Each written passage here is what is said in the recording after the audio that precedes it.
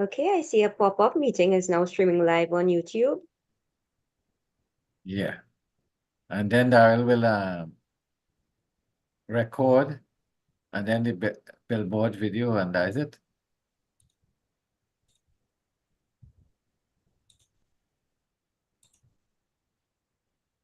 Good. Start.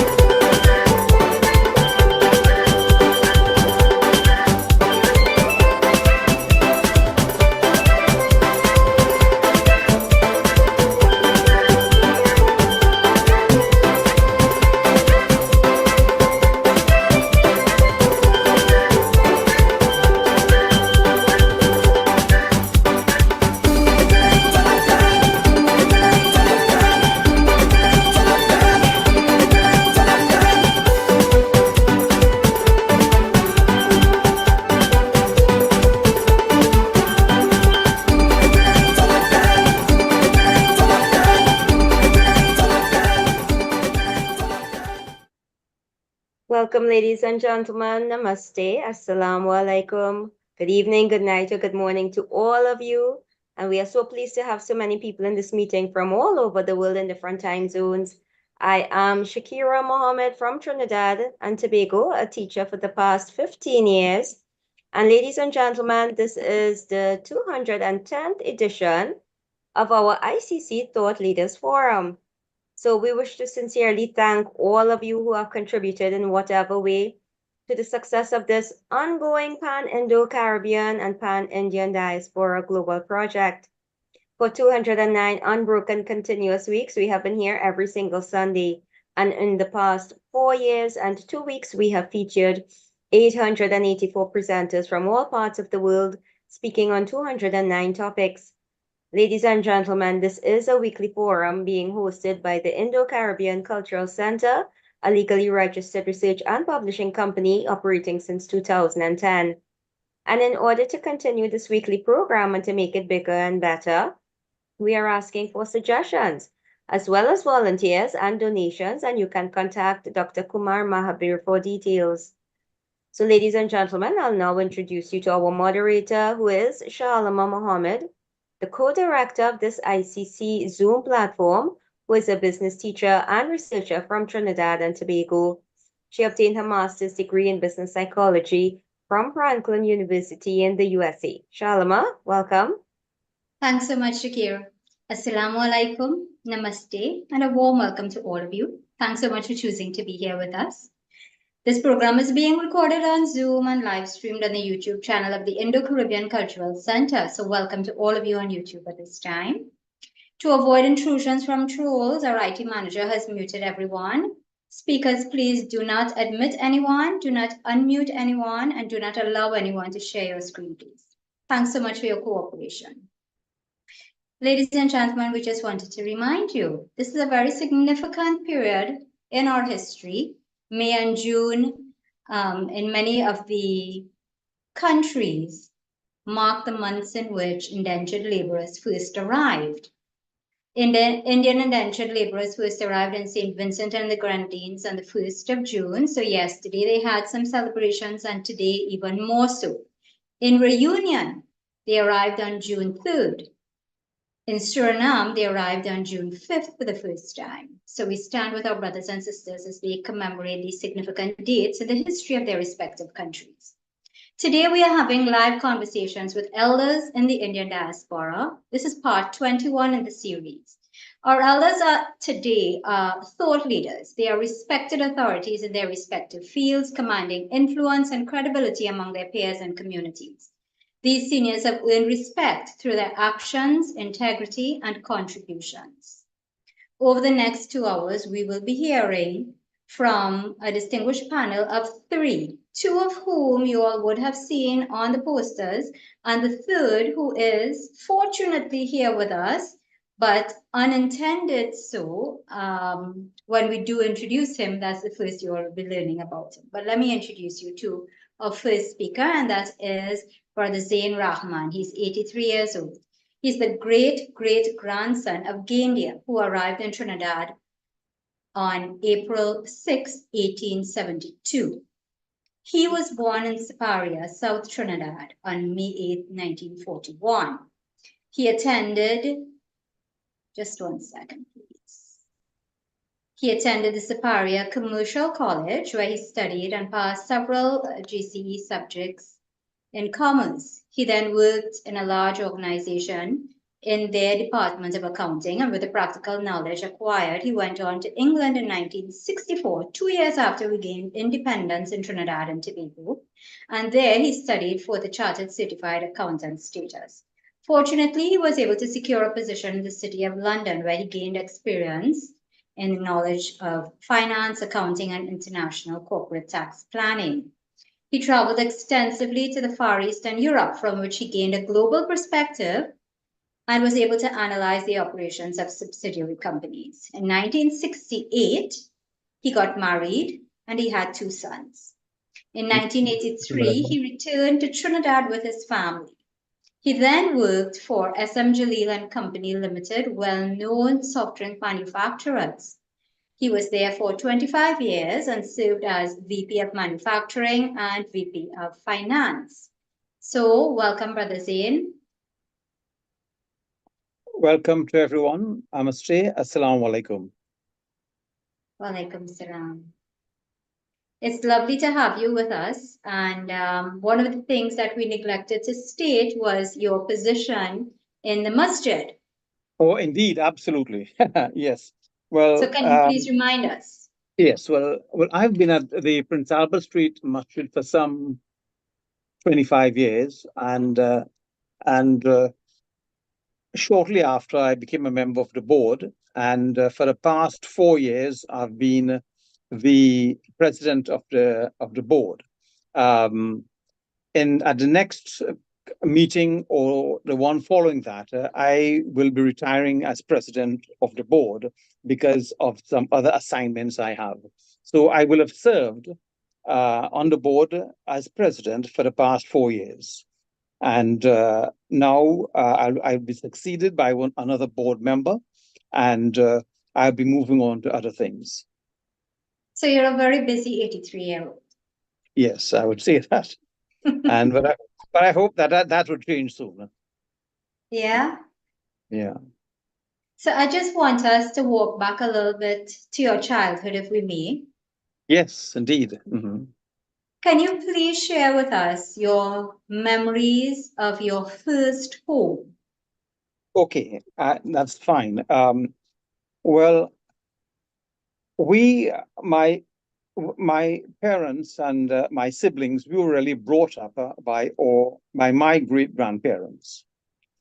In their house, they had a very large house in Siparia, and we lived in that house. My great-grandfather was a businessman. He had a very large hardware store, a gas station, and a cinema.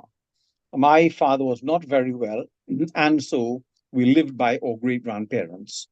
And it is from there we attended elementary school. The house was very large, and we had relatives from different parts of the country coming to spend the August school holidays with us.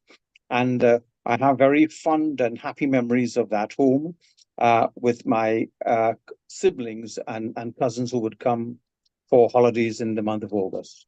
So that is some of the childhood days in the home in Siparia. Can you share with us what your great-grandfather was like? What was his name? His name was Nabi Baksh. He was Gandia's son, correct? That is correct. I wonder if I could read something. Certainly. From as you have asked that question.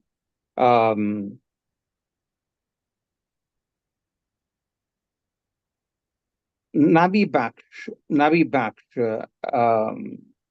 died in was born in 1870. That is the best record we have. And as a true family man, he was very much involved in Siparia with sports in the savannah. He was a contributor and organizer.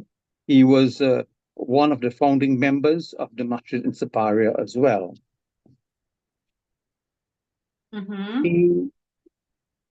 Nabi Baksh, apart from being the founding member of the masjid, he was a community leader, as I've said, in fostering sports for children and adults in the local district of Siparia.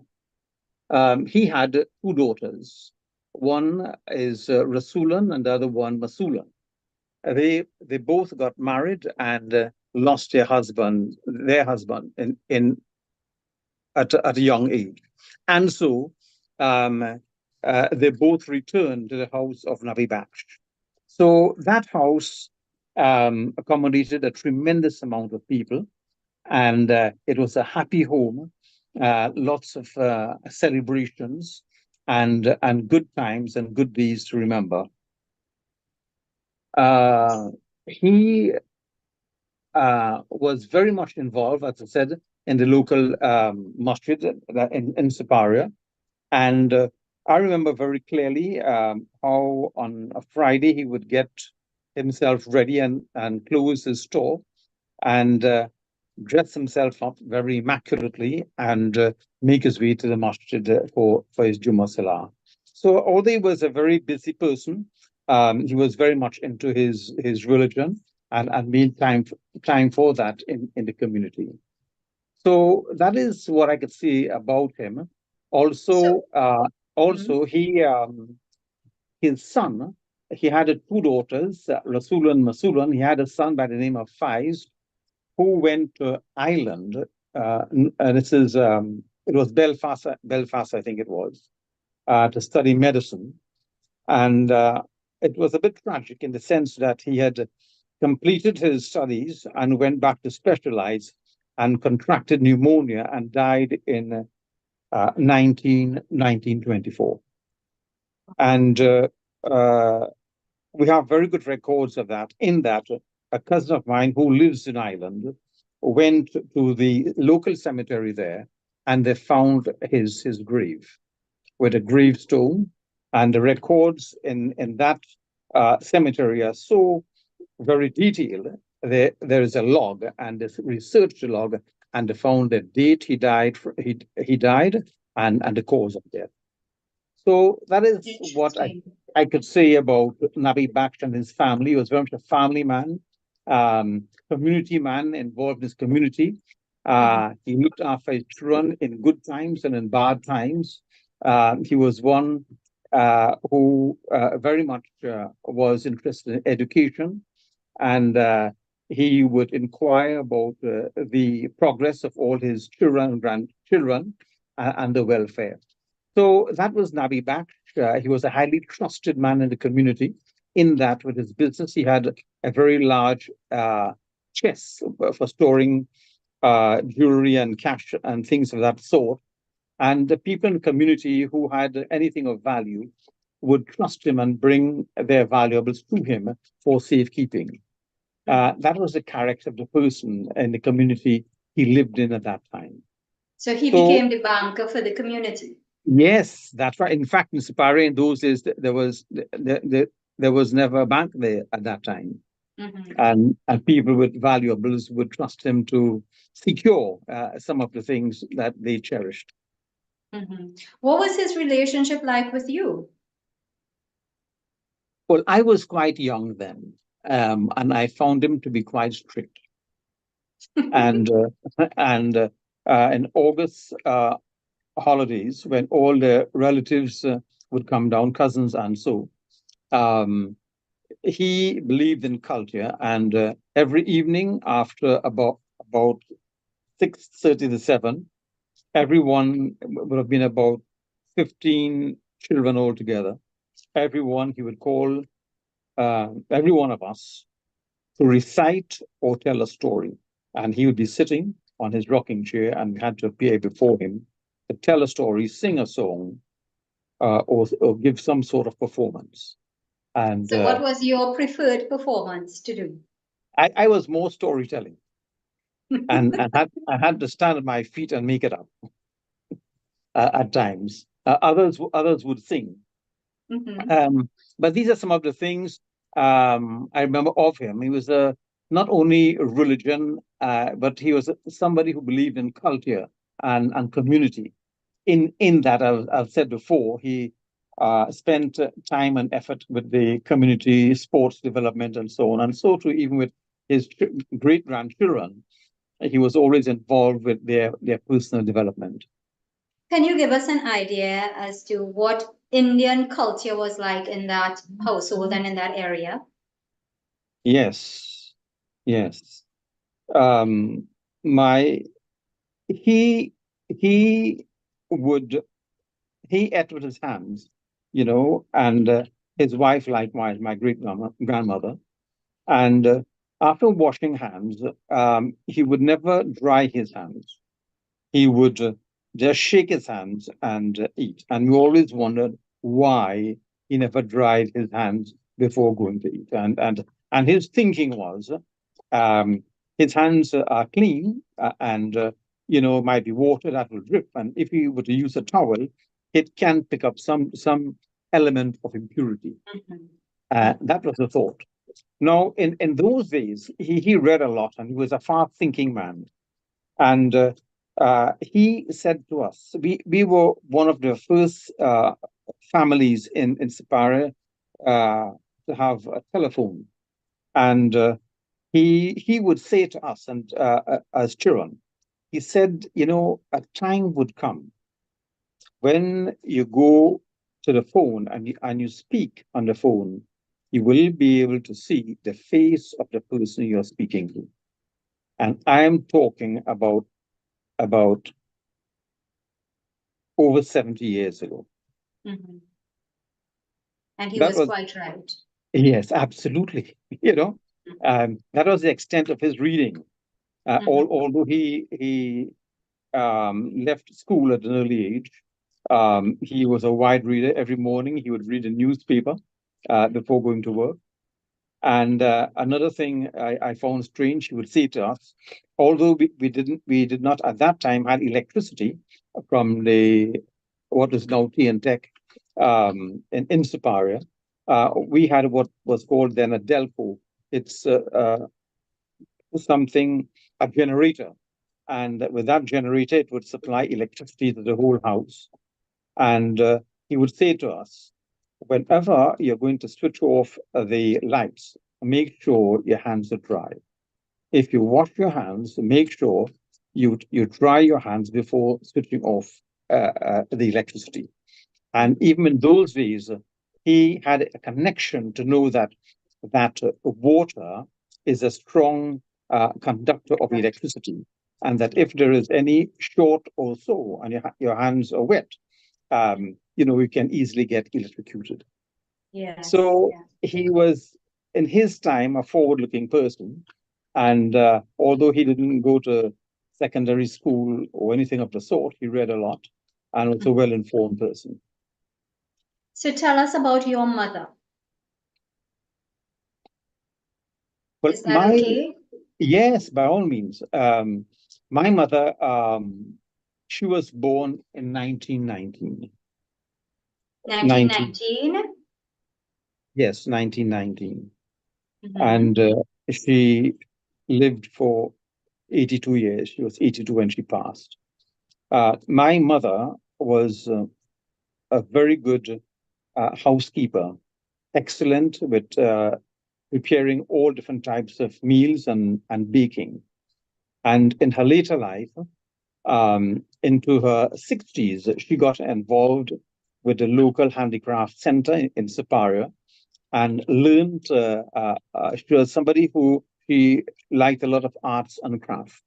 And she would make bags, and she became with straw and things like that in the handicraft center. she became so very good at it that she eventually became a teacher in that craft center.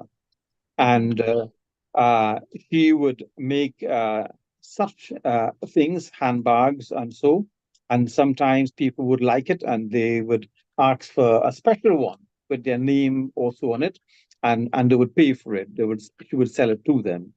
So she was not only a person who was very good in the house and housekeeping and cooking, but she was very good with arts and craft.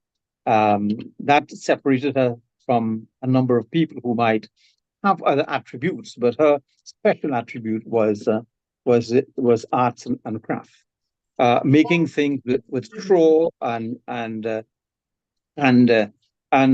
different types of materials, making curtains and things of that sort. Mhm. Can I assume that you spend a lot of time in your grandfather's store? Not so much in the store. In the store, yes, but we spend time in a lot of other things. We spend time in the store. We would hang around the gas station, and as children, we rather liked the cinema. And it was a great fun in that we had the privilege of going to the cinema free of charge, as he owned it, and the manager at the time there would know us. So we looked forward to going to cinema on Sunday afternoon. And so those things brought back a rich memory of our childhood days in his household. What were some of the movies that you would see in your childhood? Did you all show Indian movies? What was the name of the cinema, by the way? It was Regent Cinema. Regent. Regent Cinema on Mary Street. And that all this material I'm talking about is in Shamsuddin's book, Solving East Indian Roots. Indian Roots, right. Yeah. All that I'm talking about is in his book. And it gives the name of the street, the name of the cinema, and such details. In those days, there were a number of Indian movies. I never cared for it because I never understood it. But the English movies, we would certainly go to those and enjoy it as children. But no recollection of any of the movie names that I can recall. Okay. So is it safe to say then that your grandfather's business and so on inspired you to follow the path that you did in terms of profession? I never thought of it, but as you've asked the question, it could be, because I can recall he had a large, a thick book about an inch and a half, and he kept his records in that. And I noticed as a child, his daily sales and monies he would have recorded in that book.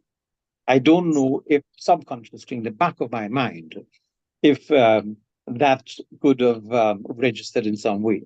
But I really did not have too much of an idea of pursuing, accountancy as a profession. Is when I worked with a relative, an uncle. It was Science Contracting Company in Superior, a relative. I worked for him for about 5 years. And he trusted me with everything. And with all his resources and cash, and I would record things, and administrative things I would handle.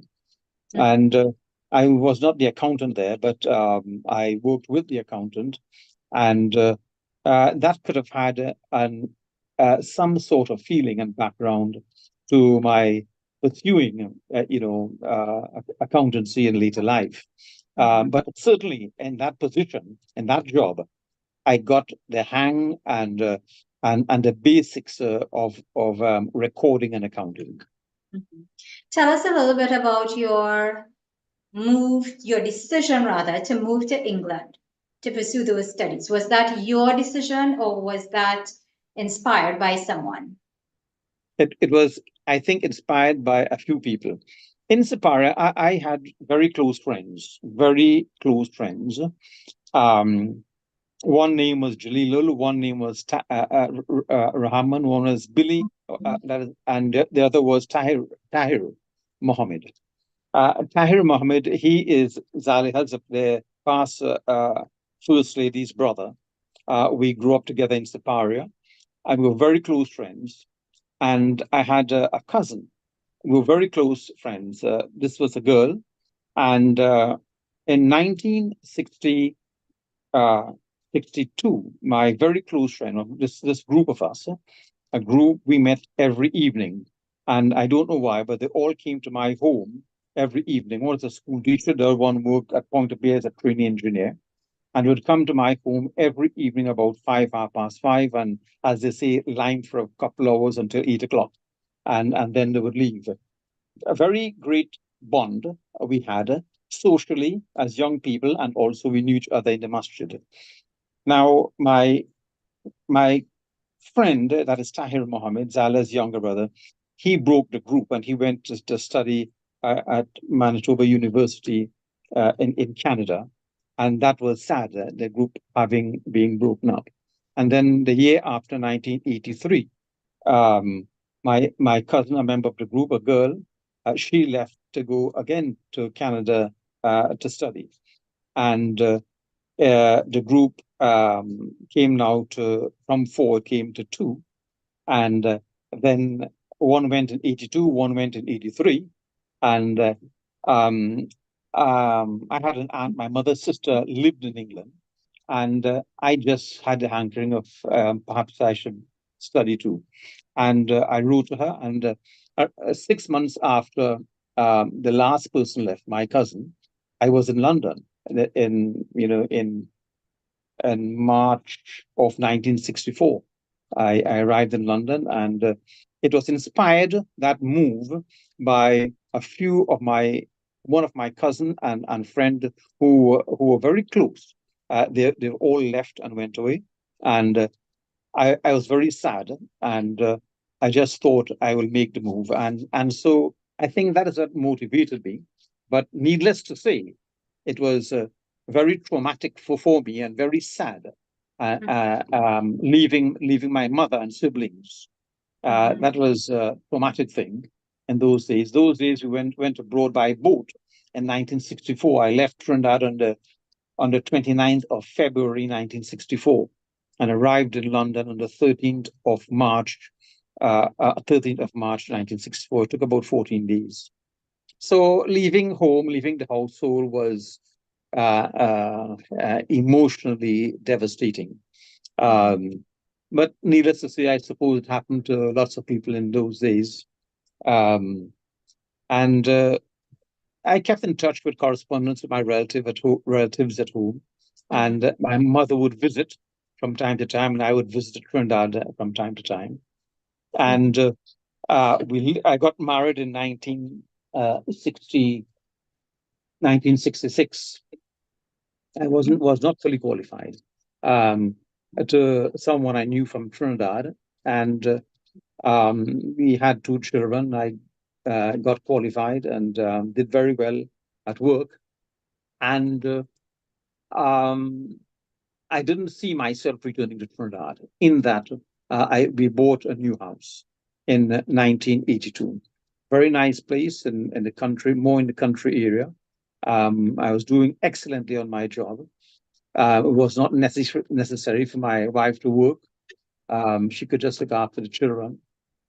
And we returned to Trinidad in 1982, Christmas time. And we saw family and friends and relatives, and it was very happy. And at that time, there were lots of positions being offered for people with my knowledge and qualification. And so even on that occasion, I was made an offer to return to Trinidad, and that stimulated my mind, about the idea of returning. And so I came back to Trinidad in 1980, looking for a position of my choice. And the year following, which would be 1983, secured a position And the beginning of 1983, I returned to Trinidad to work. And did you ever regret that move? no, not at all. Not at all. In England, we had everything materially, financially and otherwise, and it was a nice life. I traveled a lot. My wife would travel with me sometimes, and it was a good and happy life. But having returned to Trinidad and reunited with the community and friends and family and relatives, I found it more rewarding. Here, to me, the life was more widespread in the way that there is more opportunity and encouragement to go to mosque, and more celebrations, more family visits, and wider friends. And the work was as good as I can expect, and I enjoyed it.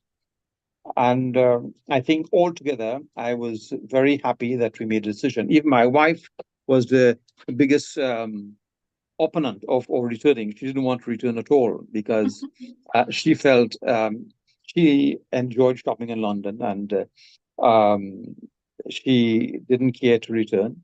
But she wouldn't disagree with me. And she came, and she had a most wonderful and happy life in Trinidad. Very wonderful life she had. And everyone who knows her would say that her life in Trinidad was certainly a much happier and fuller than what she could have experienced in England. Excellent. And she passed away 4 years ago. She passed away a happy woman too. Yes, yes, yes. So that is some idea of my leaving Trinidad. But England was very good to me. I learned a lot in England. I would not have given up the idea. I'm so very happy that I did make the decision to go, because it was good for me to go there, get qualified, and most of all, is learning the craft and the profession in the city of London. There's no way anyone could get that in Trinidad. The city of London, the profession there is really the thing that enriches one's academic qualification. Excellent. So you've shared a lot with us. And at this point, I want to ask the audience if they would like to ask any questions or make some comments. Members of the audience, please, if you would like to, kindly raise your electronic hand. It's in the reactions button at the base of your computer screen, and I'll call upon you. Just have a few minutes for those questions.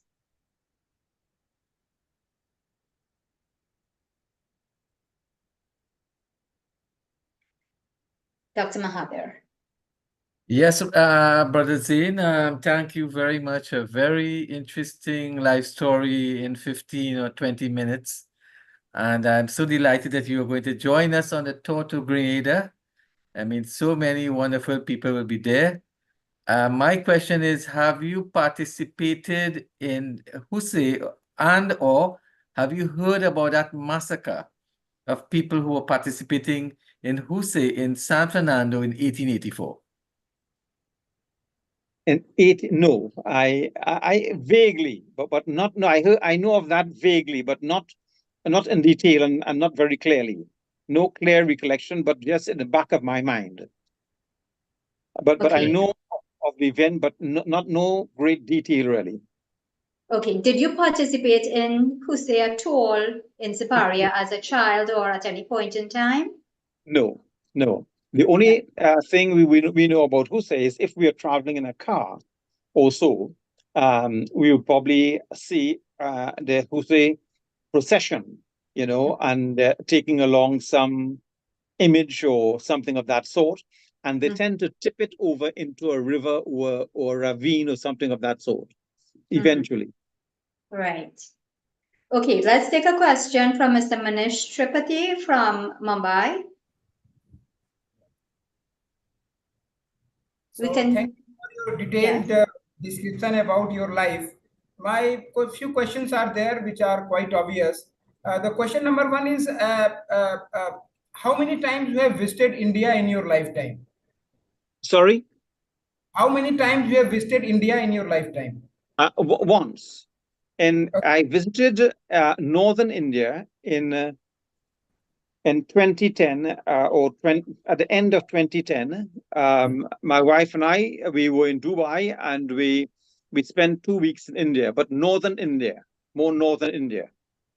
Okay. And then three questions, very short 3 questions are there. Now, second question is that, what is your level of longing for India? Like somebody craves for someone, like somebody falls in love with somebody, so always thinking and dreaming about someone. How much you crave India now?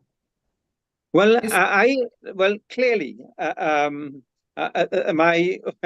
my ancestors came from India, and a lot of my interest in India and knowledge to some extent has been revived by a friend I have, that is Shamsuddin, with his book. And we had uh, a committee of about 25 people meeting every month. And the subject was India, and our ancestors. And he would ask questions, and we would ask him questions, and he would give details. In fact, he gave us details as to where he gave us the date our forefathers left India, and the date they arrived in India. And he also gave the village from which they came, where they lived, and the type of work they would have done at that time. So being with him has certainly stimulated my interest about India, and to learn more and to know more and develop greater interest about my forefathers from India. Would you like to engage more with India, or do you lament that you have not, engaged with India the way you should have done? I don't know. I don't know at my stage of life whether whether I would travel to India again. But certainly, when the community I have, there is that interest, and by all means, we talk about India. We talk about, in fact, we look at the development of India, the place it stands in the world today, economically and scientifically, and it is a marvel to what has happened in India over time since its independence. I mean, India was a place had famine before in the 40s, 1940s, and 20 years after its independence, it became an exporter of food. So some of these things that India has achieved in its time after independence really is a marvel, and it is a thing that we appreciate, and we rejoice in the achievement of India over that period of time. Thank you. Thank you very much. Excellent. Thank you so much, Brother Zain. Thank you to all participants who asked questions. And we really appreciate you sharing your life story with us. And we look forward to chatting more about this in Grenada. Yes, okay. Thank you very much. Nice being with every one of you there. I thank you very much for the questions and your attention. So once again, it was my pleasure to being with every one of you. Wonderful. Thank you so much. Thank you. So let's move on now to a little break. We want to play a song to commemorate Indian Arrival Day in Suriname before I bring on our next speaker. And this is in commemoration of Indo-Caribbean History and Heritage Month in the region. Dr. Mahabir, can we have that, please? Oh, it's Daryl who will play it. Okay, Daryl. Yeah. So he will play it in a few minutes. Yep.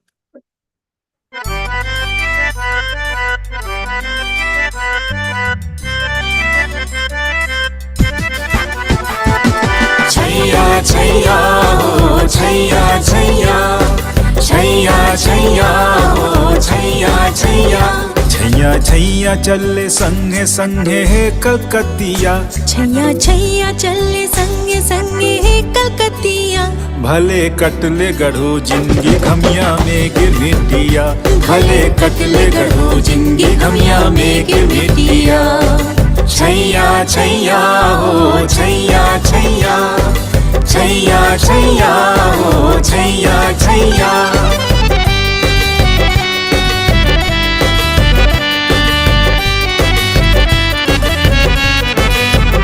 छोड़ले भाई बहन कुटुंब मैया पप्पा गौआ घाट कलकत्ता पे गिरले पनिया सोत हसुआ छोड़ले भाई बहन कुटुंब मैया पप्पा गौआ घाट कलकत्ता पे गिरले पनिया सोत हसुआ 26 फरवरी के छोड़ले अपन भारत देशवा ऊंचा हल्फा पे बितैले 3 महीनवा छोड़ले घाट जब जहाजिया गईले और सरनमवा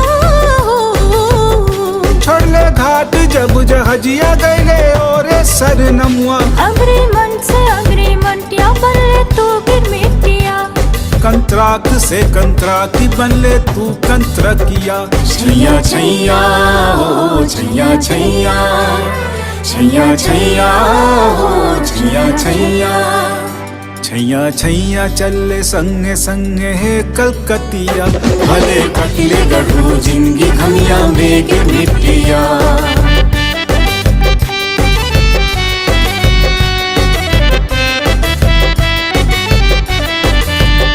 धरले गोरे जब सरनाम के जमीनो दीनवा मुड़ के देख लेना तू पीछे देख ले दिन न रतिया जोड़ले कटले सौर हसुआ से तू जबर नाता बहल गंगा तोर पसिनवा झुलत खेत धनवा जोड़ले कटले सौर हसुआ से तू जबर नाता बहल गंगा तोर पसिनवा झुलत खेत धनवा जुड़ल रिश्ता नाता जहजिया पे तब रे भैया हो जोड़ले रिश्ता नाता जहाजिया पे तब रे भैया बढ़ल आगे 7 पीढ़ी बरिस 150वां आज तक सरनाम हॉलैंड में उनाता जमलबा आज तक सरनाम हॉलैंड में उनाता जमलबा आज हिम्मत और मेहनत तोहर हम मनाइला आज हिम्मत और मेहनत तोहार हम मनाइला छैया छैया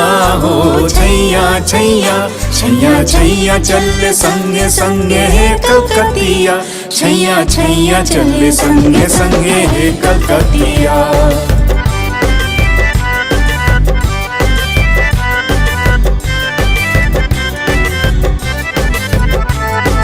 पीढ़ी दर पीढ़ी खुशियाल में रही गाना कौन दुखी नाही गिर मिट रही अब पीढ़ी दर पीढ़ी खुशियाली में रही गाना कौन दुखी नाही गिर मिट रही आज जून सब मनावे आज झूम झूम के हो 5 जून सब मनावे आज झूम झूम के बकी नाता जहाजियन के होश करे तब के याद पुरखन के सब करे जासे दबाई के हो याद पुरखन के सब करे जासे दबाई के घर घर में बार दिया हसुआ तपकाई के घर घर में बार दिया हसुआ तपकाई के छैया छैया हो छैया छैया छैया छैया हो Chaiyya Chaiyya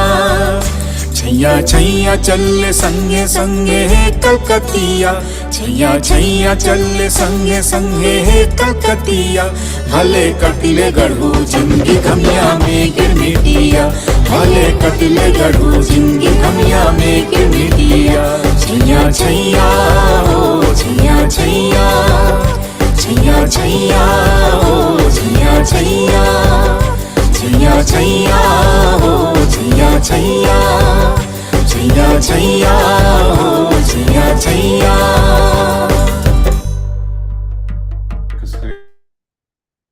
So that was Chaya Chaya Lyrics and composition by Raj Mohan and music by Raj Mohan and Sushant Astana.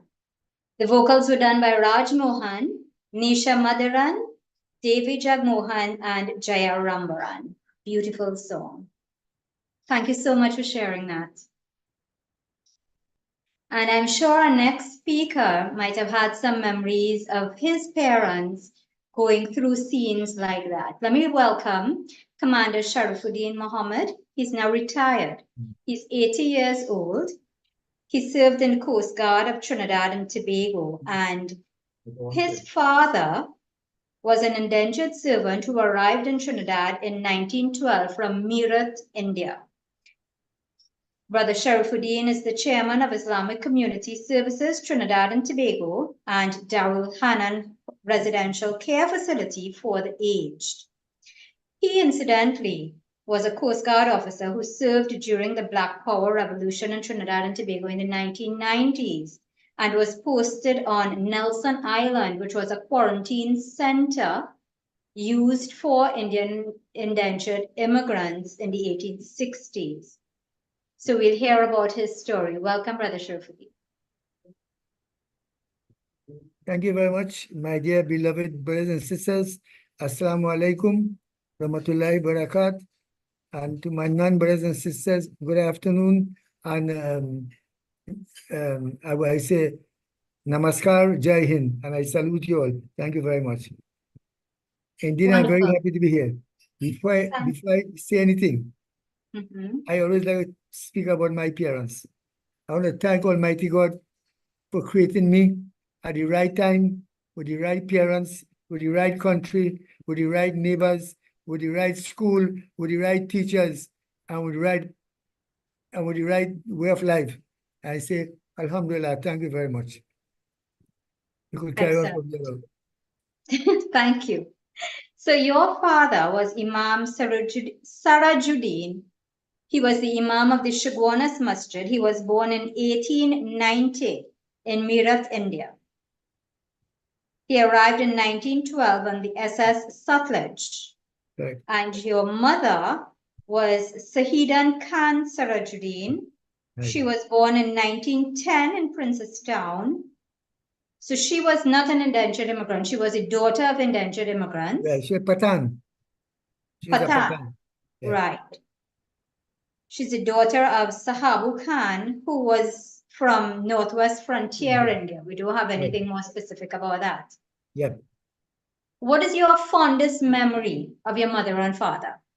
I have so many fondest memories, right? I'm having tears in my eyes. My father, especially, and my mother, they never wanted us to go back to the land. Their emphasis was education, education, education. So much so that my brother, at age 28, he was one of the youngest headmaster in them days in a primary school. That is when the British government allowed the Masaba and the Ashja to open schools. And we opened a school, Alhamdulillah. And he was the young, at Kavichama Muslim. He was the most young, about the youngest in the world, in Trinidad at the time, Alhamdulillah. Now, we grew up on a very strict rules and regulations. We are very disciplined. My mother was a very disciplined lady too. When she says stand up, you stand up.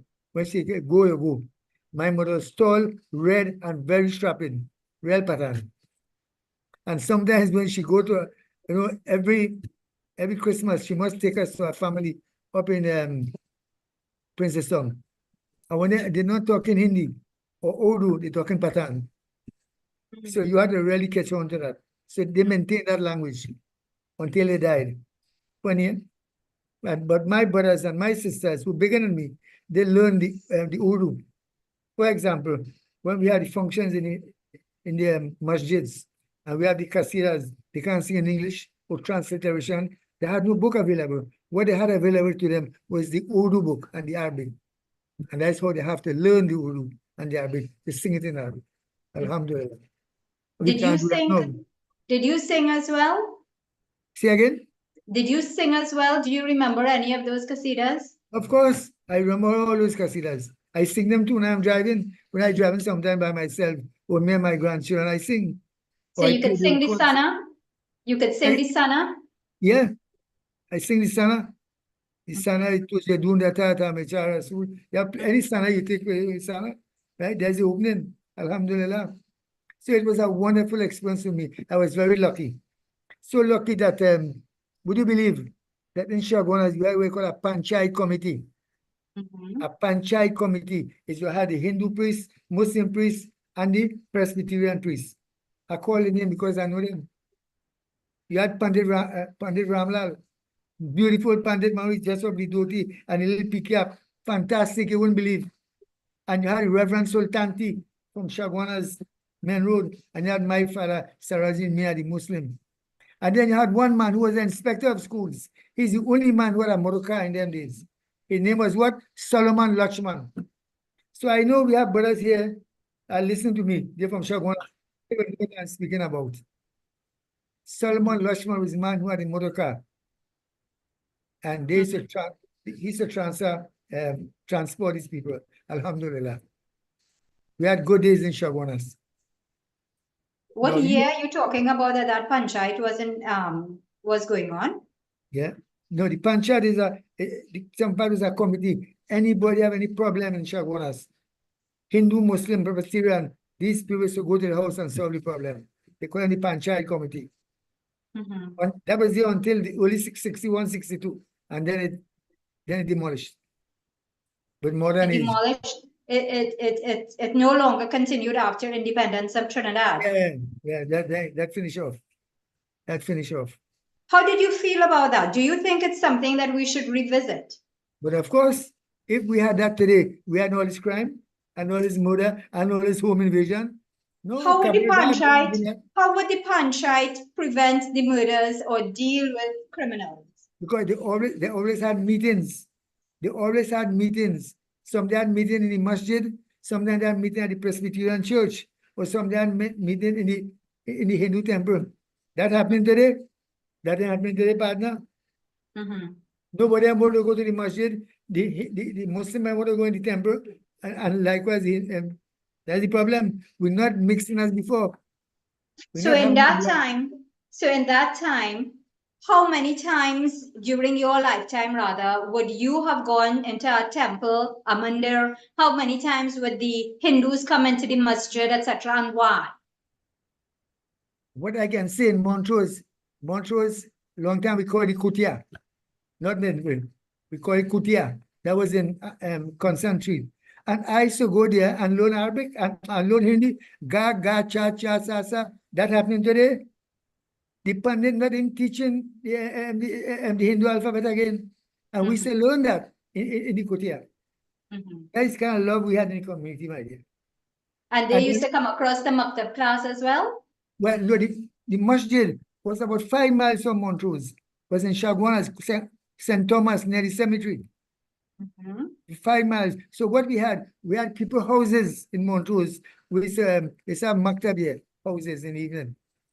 So they wouldn't have the children have to go wait at Shagwanas. So it was a good, nice accommodating. Right. So your parents did not mind that you were educated from the Hindus, from the Pandit, as long as there was education. No. And I now realize the importance why one of the most important things our parents taught me and my brother and my siblings. You know what? Beside Islam is how to live amongst people.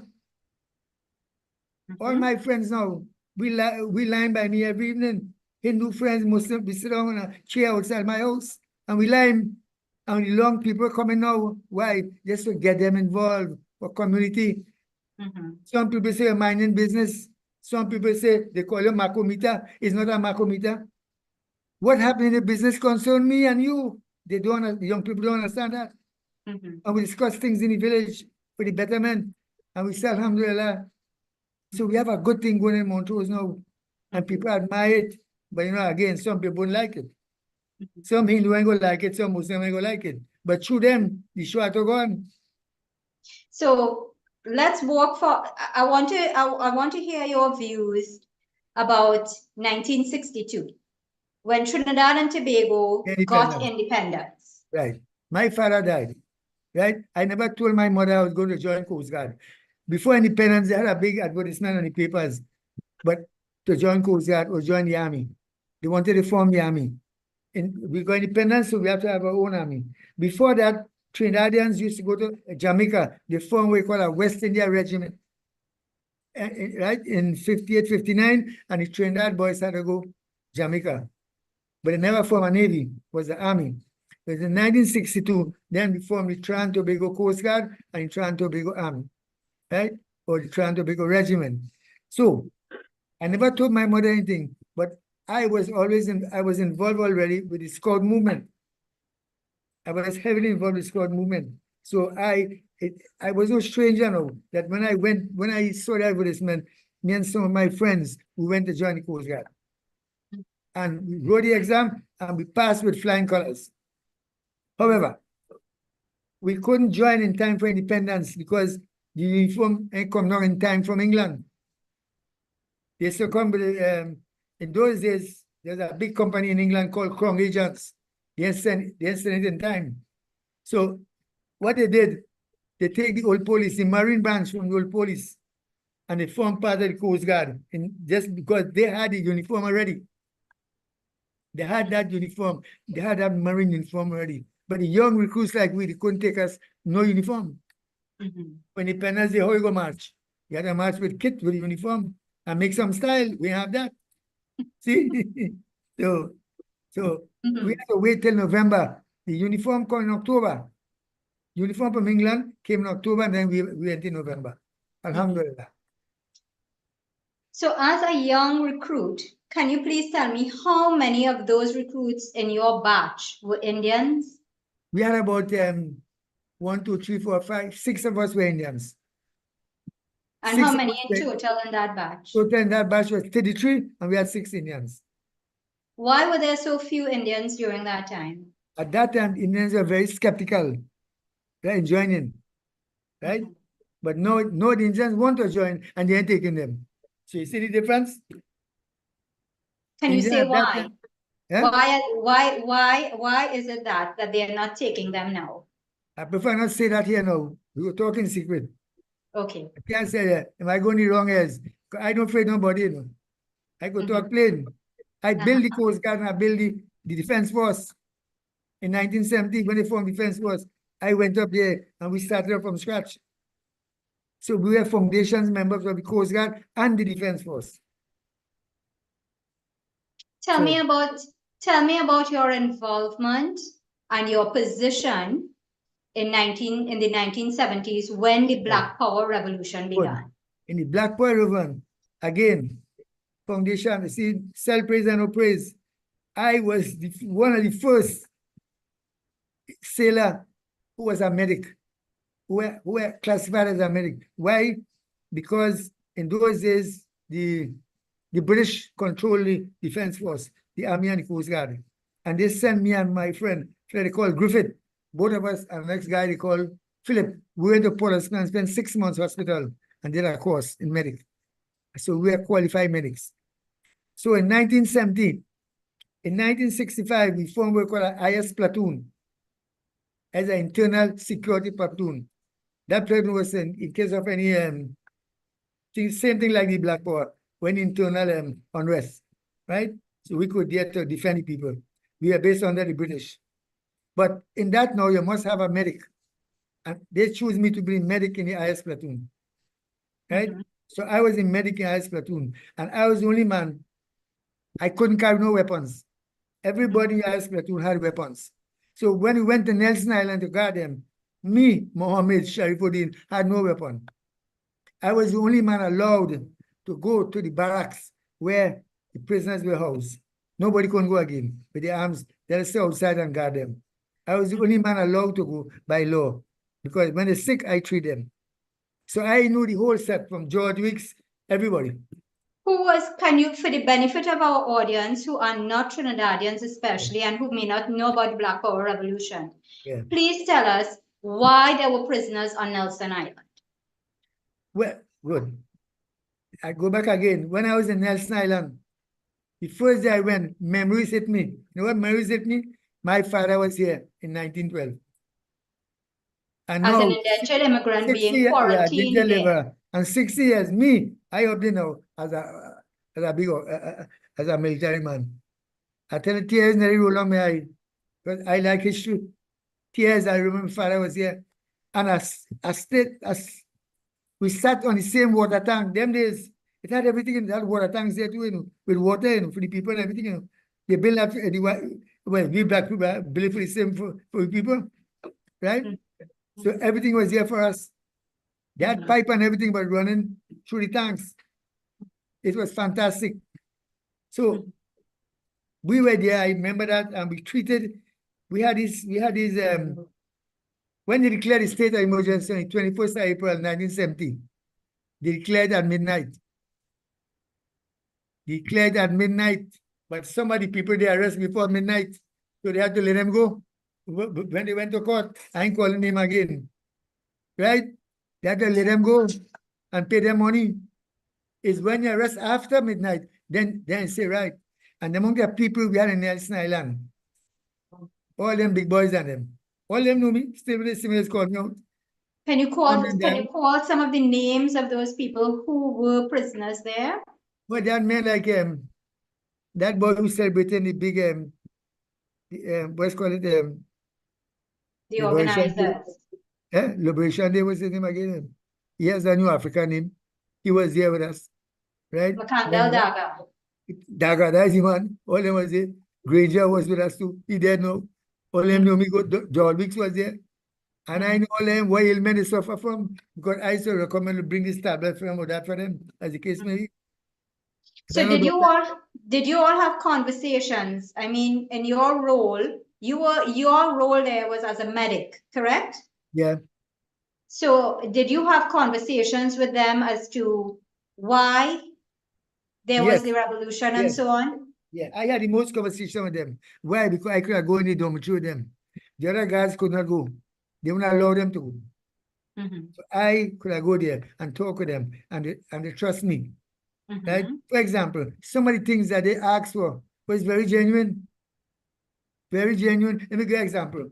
In 1966, when the old Indira Gandhi come Trinidad, and what they do?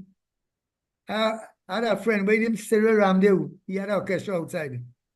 They bring him in the army, Cyril Ramdev, and he's the man, them all them nice Indian song. So when you hear we marching Indian song, beating Tarzan Indian song, and we marching. That happening today in 2000? No. Why? They were telling you.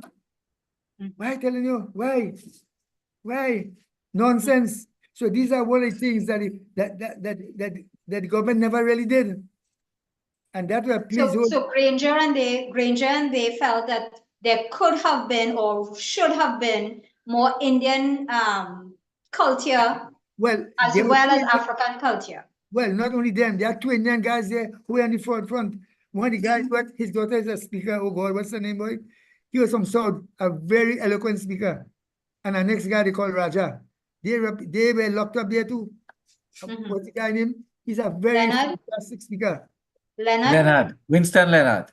Winston Leonard. That is the man. That is the man. Thank you, boss. That's the man to represent them in speaking. Them can talk like it. When they have a problem, I go and tell my boss and send them Leonard, and Leonard is the man to talk to them. But nobody recognizes Leonard now. But I know because I was there. See? Alhamdulillah. So that's how it is. So what is it that they wanted?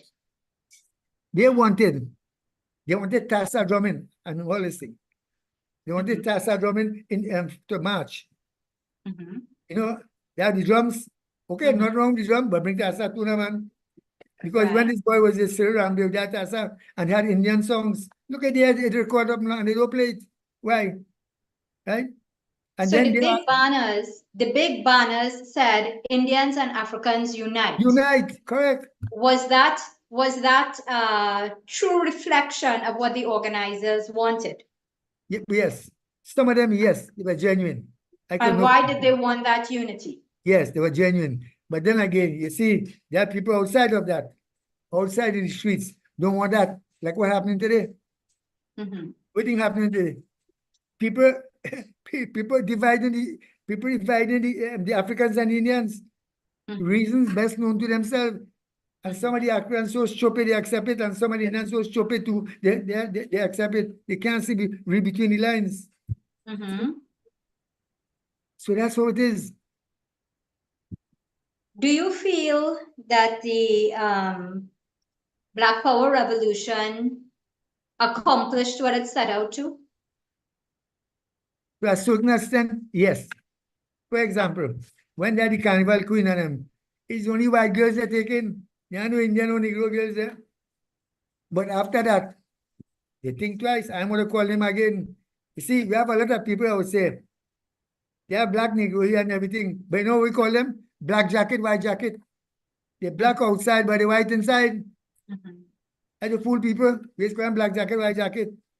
And some of them still want to maintain that after that. I'm going to call them. When I say one side, we will call them. Okay. Yes, some of things that they achieved, yes, alhamdulillah. But the majority, I think they did not achieve. That is why there's a continuum of this problem. As far as I'm concerned, this government does not want a unity of Indian and Negroes. They don't want that. I'll tell you something. When I was in the Coast Guard, I run 2 years straight. Run what? Diwali. Would you believe we had lights lighted in the Coast Guard, in front of the Coast Guard, all the light up? 2 years straight. We had Was Diwali. it Diaz? See again, Diaz light up. Yeah. And then we had Eid 2 years again. When I leave, the work all for long. And up till this date, they don't have a Hindu chaplain or a Muslim chaplain. Why? But they pay Christian chaplain. Why? And you tell me, same constitution? Was somebody reading the wrong book? When you talk now, this guy is a bad man. Me a bad, I fighting for my rights. Fighting for my rights. And that's all, you see, my dear, the Defense Force and the Coast Guard or the Army is not like what it was in 1965 or 1970. All that changed. It's politics now. And I could say anybody leaving any chief of defense staff leaving the Coast Guard, they have or the Army, they have a work lined up for them already. The government have a work for them lined up. You Was that the case? Was that the case when you left? When I left, I was offered to join the UNC and the PNM. Say me, I'm not a politician. My father, stupid as he is from India, you know what is what should? He say Allah. He say God first, country after, and then your service. Then your party. And if somebody politician put God first, then country, and then say about party. No, they put party first. Everybody face, whether you are Hindu, whether you are Muslim, whether you are Christian, one day Kongote, you have to answer for your deeds, you know, my dear. Don't laugh. Laugh is a test. Life is a test, you know. So when they feel like I'm living in a nice place, look, yesterday I went to a man, and his wife crying to my wife. I went to buy manure in Carlson Field, crying. Why? She had a home invasion. Them jokers have that? No one's a home invasion. You know what's the experience? I tell you, it's very sad, dear. Very sad. Very, very sad. All right. I want to continue, but I want to also invite members of the audience to ask their questions. So if you would like to ask a question or make a comment, please raise your electronic hand and I'll call upon you.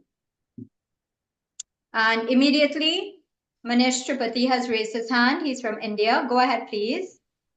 So first of all, I would like to say that your presence itself is very special. Yeah, just by looking at you, just by listening to your word, it gives, great pleasure. I appreciate it. Now I have a very small question. Question number 1. You are a person of Indian descent, Indian origin. So in your lifetime, has it worked in your favor or in your against? Have I what? I mean, you are a person of Indian origin, right? Yes. So in your lifetime, it has been beneficial to you or it has been detrimental to you overall? Beneficial to me, Mamu. It's beneficial to me. If my father teach me what he learned, I would have reached where I reached today. If my father teacher children what he learned in India, what he grew up in India with, how I teach my children the same thing. That was a blessing, Mamu. That's why I say, as I open, I say, I thank Allah created me in the right country, with the right parents, with the right people, mamu, with the right neighbors, with the right friends, with the right job, and the right family. When I'm married, a real family, right? I say, Alhamdulillah. And I visited India. I went to see for myself. Me and my wife and my daughter went to India. And I saw that me and go India 30, 40 years ago.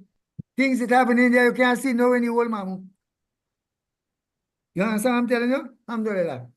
Okay. And now my second very small question is related to that only. Yeah. What is the one thing that you will like to change in India right now? What You do I have like? been traveling, you have traveled to India, you know, understand India. Good. What is the one thing that you like to change in India? Good. I will tell you what I want to change in India. I follow India. I would like Modi, the president of India, to be more soft on the Muslims. Again, the Muslim too much pressure. Wrong or right, mamu? Alhamdulillah. Be soft on them. Look at Jawaharlal Nehru. Who think helped win the war independence? The same pattern people from Northwest Frontier. They are the ones who fight with him, with Nehru and Mohandas, to win the war independence from the British boy. It's them. You know what I call them? The blue shorts or the red shorts from Northwest Frontier. You remember that, mamu? Yeah. Right? Beautiful history, man. Yeah, and the Muslims fight. Do you know the Muslims didn't want no partition? Mom, you know that? Well, who wanted partition? The British. Why do you want partition? To cause culture again, more culture. See, Mom? Is the white man cause that? All over the world where the white man go, divide and rule. If you have one country, what will happen? You have no say. You have two countries, and put one against the next. Who do you think started one Bangladesh and a separate Bangladesh? It's them. Right, Mom? They always a third party boy. Who do you think started one Palestine now? Who started? Israel. Who do you think built? Who do you think from Hamas, Mamu? Hamas formed by Israel. Read, oh God, Mamu, read the ball. Okay. Thank you very much. Dr. David Subran has a question. David, my partner, yeah, I'm a good friend. In independence, we work together for independence. Me and David. Yeah, David, go on, shoot. Yes. Well, I grew up around the same time with you. I was in class with your brother. And I was very interested in the point you made about the panchayat. Right. With Reverend Sultanti of the Presbyterian and the people from the mosque and Mandir and so on. Right. Now, these are essentially Indian people. Yes. So it would seem that the Indians have an approach to socialize their people into a moderate and sensible and fruitful way of life. Today, this country is plunged into criminality. You cannot come out your house to say taking a walk or anything like that. Right. And could we not learn from the Indian culture lessons that will impact on the entire nation? Thank you. Of course. David, let me tell you something, David. My father was a king cutter, but he was the imam. But who was in charge of the Woodford estate? Sir Harry Robinson. And when Robinson see my father, I know he says, imam. Stop him one time. He said, hey, you come and work by my house. And he became personal friend of Harold Robinson. And not only that, you remember in them days, they had no electricity in Chaguanas. The only place that had electricity in those days were the Woodford estate, because they had to have electricity to run the steamers and to run the factory. I know what they did. That man run electricity from the Woodford estate straight to the Chaguanas Masjid for free. I know my father and them say, hey, look, the Anglican church right there. That was with Father Lamont. You remember that? Father Lamont? And Robinson run electricity and gave him a connection to the Anglican church. And he was so happy. And so when the whole of Chaguanas get electricity in 1953 or 52. The masjid have it already, and Anglican Church, who give them? R.L. Robinson, a good man, but he mother was change, right? So you see what, and you know that, David, no, the Anglican Church and the Catholic Church in Shagwana, them is no pastor, they did not want to get together with the Indian people because they were super. You know, they were up there, they control everything. They control everything in Shagwana, the land, everything was them own. They were white people, right? You know, and you know that, boy, David? Yes, I know that. And Well, they may contact they may come in with me to join with me, only the Presbyterian because it's Indian. When you go to court long time, and you go to court, the Negro policeman learn to talk Hindi, as enter the court, we tell you, Nikal Topi, what do you mean? Take out your cap, Nikal Topi, right? Today, it had Indian people, they had the Negro man learn your language. Eh? a lot of people in Trinidad today, especially Indian people, don't realize these hardships. The Hindu weddings were not legalized until somewhere in 1945. So what is The same thing with the Muslim Muslim too? wedding was in 1935. Right. And before that, if the man died, people could come and claim the property of the widow. Correct. Because she had no inheritance rights. Correct. And this was something that was very traumatic on people. Of course. And I think we need to recognize these things. So Now, I would like to thank you for bringing these issues. thank you, boy, David. We go up together. I respect you plenty. Look at next point again. I mean, this is madness. This is totally madness, boy. Nobody. I mean, well, I was going to bring a point, but I just forget the point. Okay, Brother Sheriff. So let me just ask a question on behalf of Vinay. He wants to know who was the Sarpanch of the Panchayat in Shagwanas. Who was the? Sarpanch. The Sarpanch was, he was come like a chairman. Who was that person? Was he a Presbyterian man? Because he was the only man could talk English. I see. You read me? What was the name? The pandit. It was Solomon Lachman, inspector of schools. And he was the man who had the car, and his sons were doctors, you know, and ambassadors of Venezuela, you know. The first ambassador to Venezuela was Lachman's son. I see. He have a son as a doctor in Shagwanas too. Hopefully he get old. So that's how it is. So you got a position if you were able to speak English, and if you were able to, and if you were a Christian, basically. Right. He can speak English. And there's a man they call the catechist. Nobody heard about catechist. You know what catechist? He was in the Presbyterian Church. Yeah.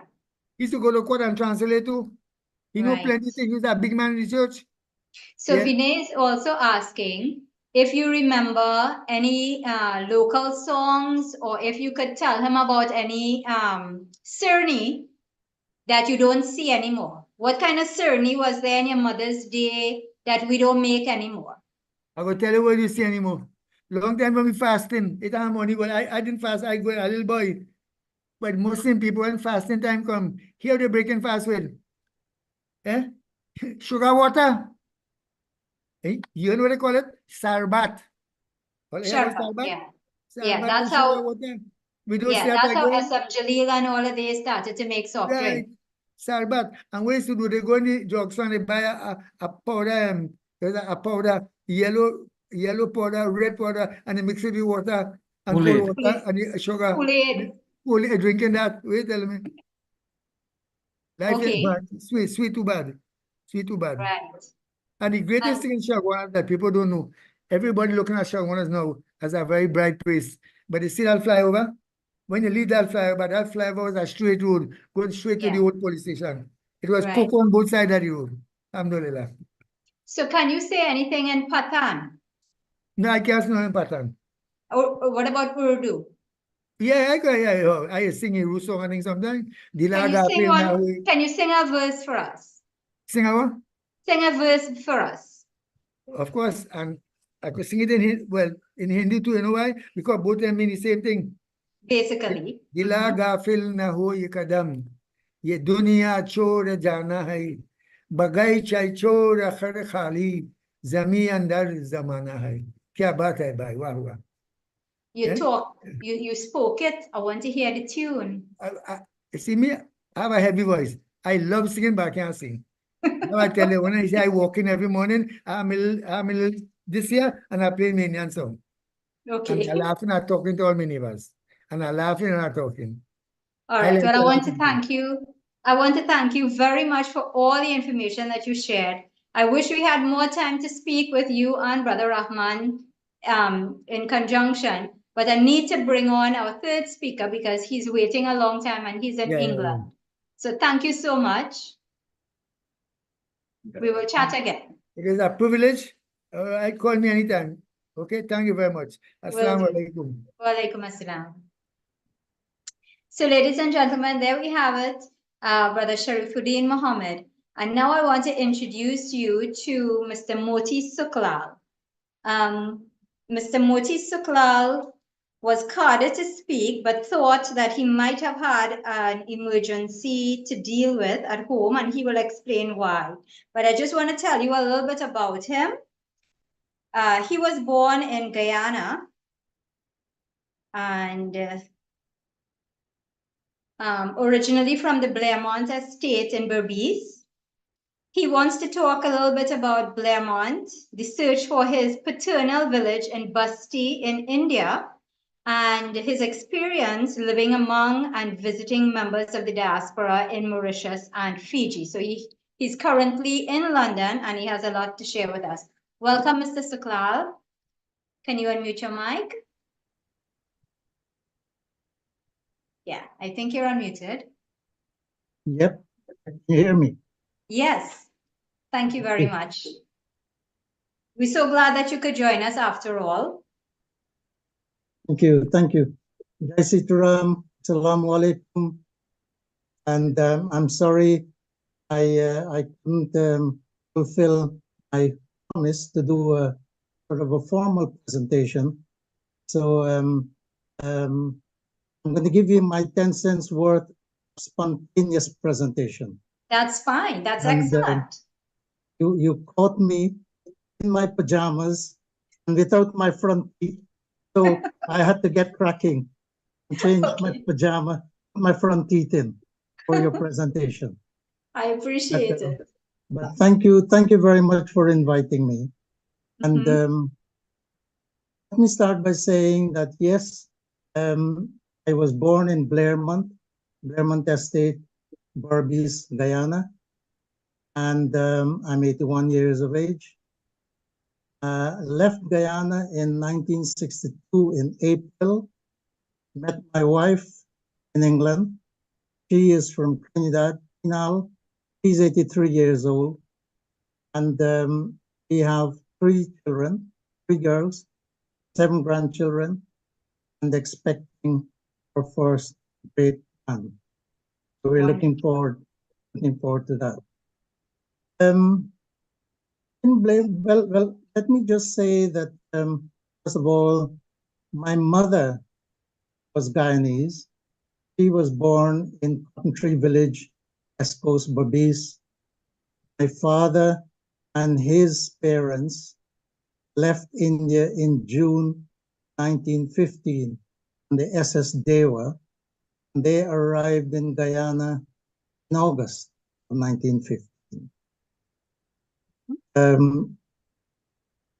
Now, my father arrived there at age 6 years old.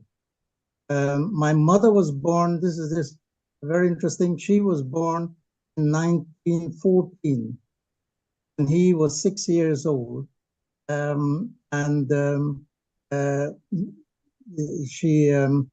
She was born in country and born in 1914.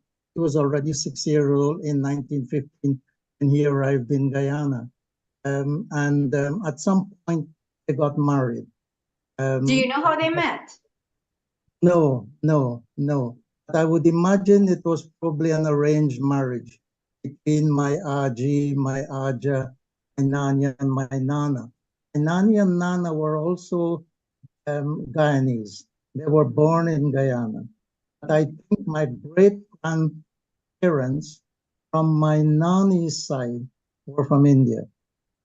And I have a strong feeling that they were probably from Madras, Chennai. I'm making an assumption that they were probably from Chennai because my Nani, she always wore the Madras headkerchief and had the silver bangle, silver anklet, and all her daughters also wore the Madras headkerchief, and all her daughters-in-law also wore the Madras headkerchief. So I'm making an assumption that her mother was probably her father, that is my great Nani and Nana, probably from Madras. So I'm making that assumption. Now, in 2002, my wife and I, we love traveling. So we've traveled extensively. We traveled 3 times to India. We've also traveled 3 times to Mauritius. When we visited Australia and New Zealand, we visited Fiji. We've traveled extensively. Can you say how you felt the very first time you landed in India? Oh gosh, that was quite an experience. When we went, the first visit was in 2002, and that trip was really to look at the religious sites of South India. So we traveled extensively around South India, starting from Madras, and working our way all the way down to Rameshwaram and back up to Mumbai. At that time, I had no information about grandparents, great-grandparents, and where they came from. So my interest on that trip wasn't really in search of roots. It was purely to explore the southern part of India, visit the temples, go to Rameshwaram, Kanyakumari, and so on. And that was an exciting trip. And we fell in love with India. And so our next trip was in 2004. That is when I had some information about my father and his parents and where they came from. We decided we were going to go and find the village. Now, we went there, very excited, mixed emotions, of course, very, very keen to see where they had come from, what the village was like, the villagers were like, the area was like. So again, on that trip, we traveled extensively over North India. So that was a North Indian trip, going through Lucknow, which was our base then, for Basti. We used Lucknow as our base. So we traveled from Lucknow into Ayodhya, which was interesting. At that time, it was under curfew, because at the time they had a dispute over the Ram temple. So that had started, and the excavation had already started. So they were excavating the site, to find relics and so forth. So we were able to visit the excavation site. Of course, couldn't take any pictures and so forth. Okay, well, let me ask you, let me ask you, did you find your ancestral village? Yes. Well, I think we did. We went there and we went to the police station because I've got my father's document, his immigration paper issued in Calcutta. So we got the name of the village. Which is? What is the name of the village? Do you remember? Yes. In fact, the village was Chataria. we had it down as Chataria in the administrative area of Rudhali. And Rudhali is the administrative area with the police station. So we went to Rudhali, we went to the police station, and we met some very, very helpful, very interesting police officers there. Very, very helpful. So question. Were you able to get the documents that you needed at the archives in Guyana? Yes, with a lot of trouble, a lot of trouble. Really? Because yes, because I didn't know where to look, whether it was the GPO building, whether it was archives, whether it was Kew Gardens here. I even, when we were in South India, in North India rather, we also visited, went to the port there, see whether they had any documents, but there were no documents in India. Nowhere in the library in Calcutta, no documents in the port. So can you tell me what year did you find documents in Guyana? It was around 2003, 2004. Okay, so by that time you had already left. What year did you leave Guyana for London? I left Guyana in 1960. 1960? 60. 64? 62. 62. Yes. Okay. So And my wife left in 61. She left in 61. can you say why? Can you say why you all left Guyana? I left Guyana because of the political problems. Because at that time there was Reagan had lost leadership, and Burnham was appointed prime minister, and overnight relationships between Indo and Afro-Guyanese changed. The change was dramatic in people's behavior and their attitude towards each other. When I was growing up, I was in Blairmont there as a boy. We had to show respect to everyone, regardless of race or religion. The Africans, the Afro-Guyanese, they had to greet and say good morning or good afternoon. The Hindus and the Muslims were aunties and uncles. And that was the kind of respect that we as children had to show everyone in the estate.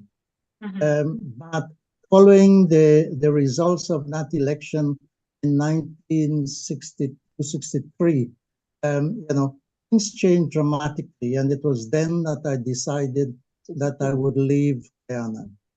So you made the decision on your own, and how old were you at the time? Yes, interesting question. Yes, I was 19, not 20. Yes, in a way, it was a decision I made, but obviously shared with my mother. My father had died a couple of years before, and you hear me? Yeah. Do you remember anything about the Wisma massacre? Yes, there was, I wasn't there at the time, but, because it was during that time that, the Wisma massacre was taking place, and had reached, its peak. There was a lot of burning and looting in Georgetown, but, because we were about 70 miles away, in Berbice. But from where I stood, I was standing at the time on the steps of the hospital in Blairmont. It was quite a high building, so we were able to see the fires, the flames, all the way up in Georgetown. But it was the change in attitude of people that we knew and respected. Now, just to give a couple of examples, there were a couple of Afro-Guyanese living next to us. And one of them was Mamu, and his wife was Mami. I can remember their names. And we referred to them as Mamu and Mami. And then there was the other couple that was cousin Hannah and cousin Parson. Her husband was a person, But just to give you two examples, I mean, there were other changes too. Attitude change. Even with the midwife, she was regarded as a midwife, but she was not an unqualified nurse working in the hospital. Elderly person, Afro-Guyanese, who I believe delivered me when my mom went into Blairmont Hospital to have me. Her attitude changed, and so did the other nurses. The attitude towards the Indo-Guyanese changed dramatically. It was unbelievable. So those were some of the things that made me decide. It was very heartbreaking, very emotional, because my mother had to give consent because I didn't have a passport and I was not 21, to be able to get my own passport. So when you say that their attitude changed, can you describe in what ways their attitudes changed? They were not the same sort of people who would meet you and talk, Is it by way of communication that was cut off, or did they actually act differently? Did they victimize you all? What? And their behavior. They no longer were the very friendly people, approachable people, that one used to meet and greet. That had changed. And their mantra was, "Oh, we are on top now. We have control." And that was their mantra. They were on top. They felt they felt superior. Is that it? They now felt they were in a position of superiority because Burnham was now the president. I see. You see, when Jagan was there, some reason they felt the underdog. But from my perspective, I mean, I never followed Guyana politics really.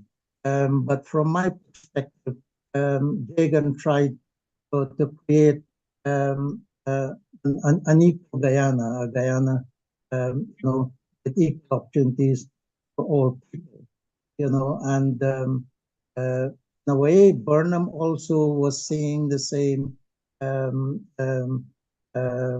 mantra of one Guyana, one people, one destiny. In it didn't happen with him. Right. Let me ask you to pause for just a second. I want to invite members of the audience to ask their questions. Please put up your hand if you have a burning question. We have just about 5 minutes. You can do so by raising your electronic hand. And while we wait for any of you to ask, I just want to get a sense of how you feel now about Guyana under the leadership of President Irfan Ali and Bharat Jagdeep. Well, I was in Guyana just a year ago, and I could see definite signs of improvement. In the areas that I visited, I went with two of my grown-up grandchildren, and we traveled extensively in Guyana. Yes, I mean, I can see real change, and I think they're making a tremendous effort, to make opportunities, equal for all the races. There were just two areas that we saw that was still, lacking in development. I'm not sure whether it's due to local mismanagement or some other the reason. But the two areas that I saw that was still way behind in terms of regeneration and development. And this is my own personal opinion.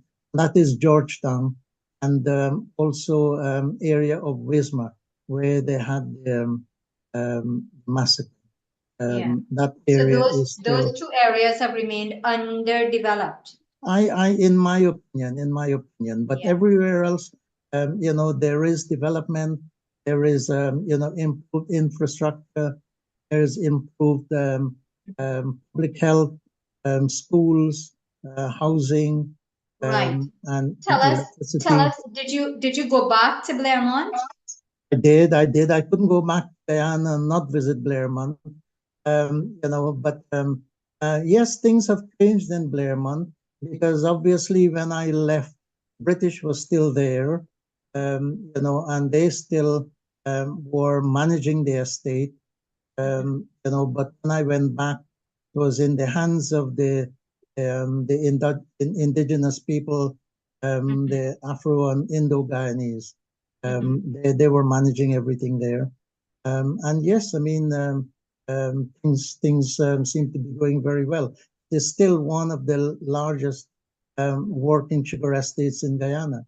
Right. So I think they're doing a very good job. And Right. yes, Irfan Ali, I think is doing a very good job. But as I say, I'm not involved in politics in Guyana, but I do keep tabs on things. And Right. I think he's genuine, and he cares for the people, and will bring about real change for the six ethnic groups.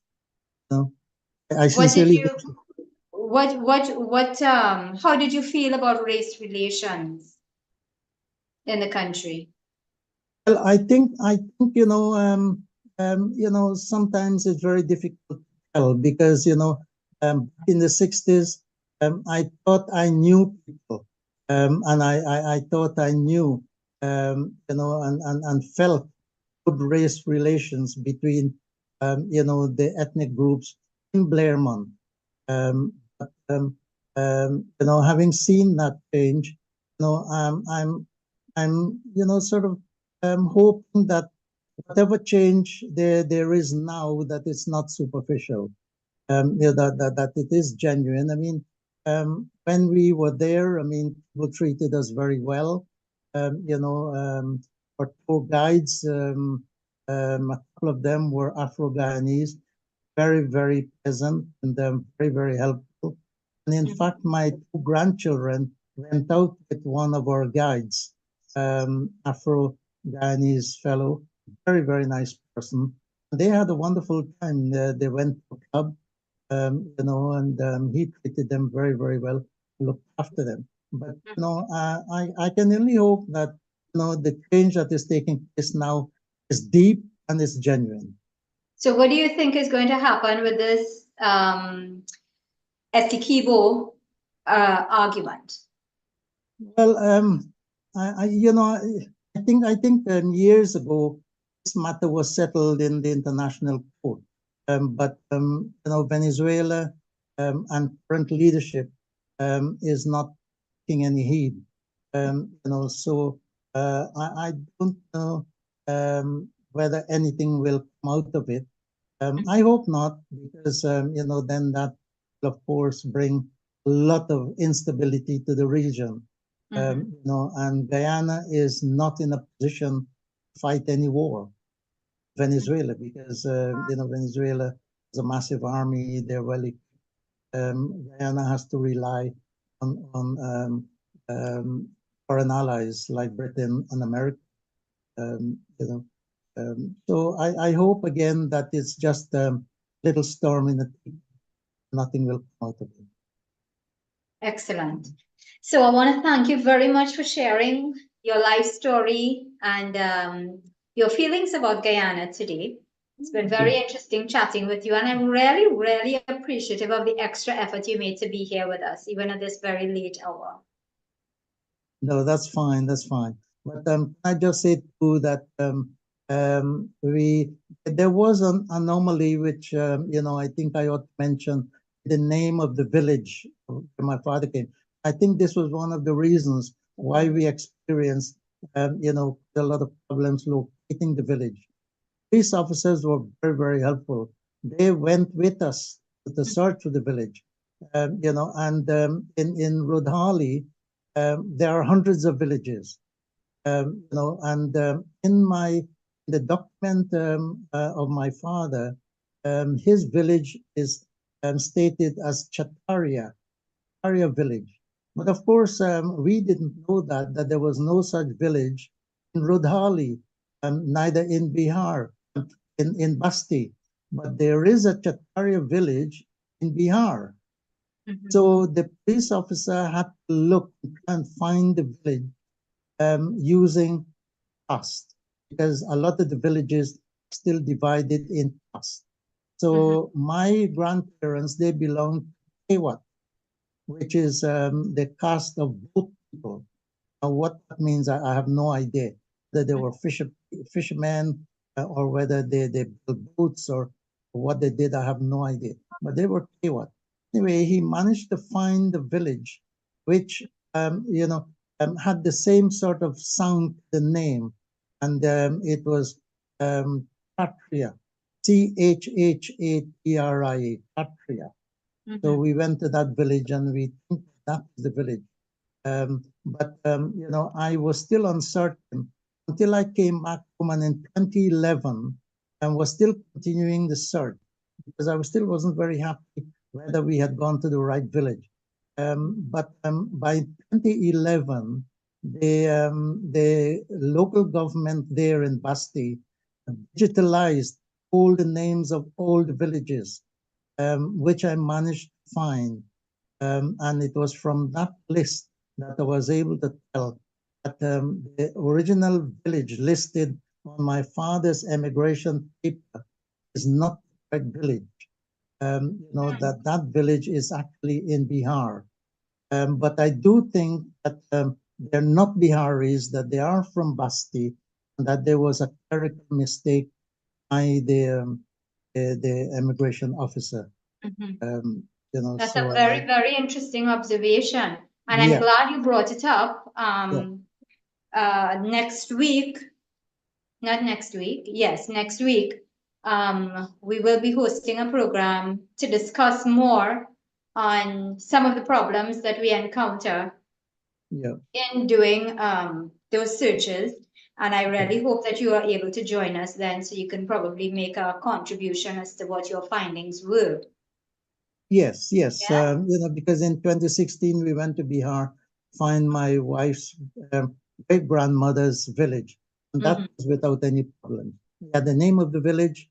We went to and it's fine. We found the village in no time, and we had a great time in the village.